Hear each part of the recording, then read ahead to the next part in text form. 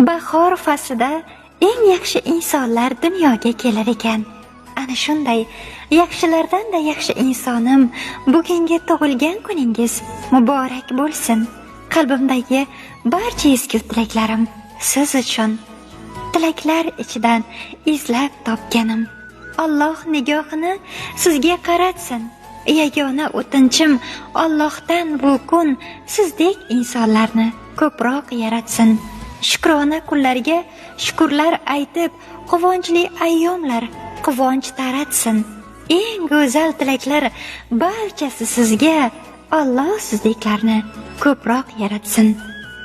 Qadrli insonim, hamisha o'zingizni ehtiyot qiling.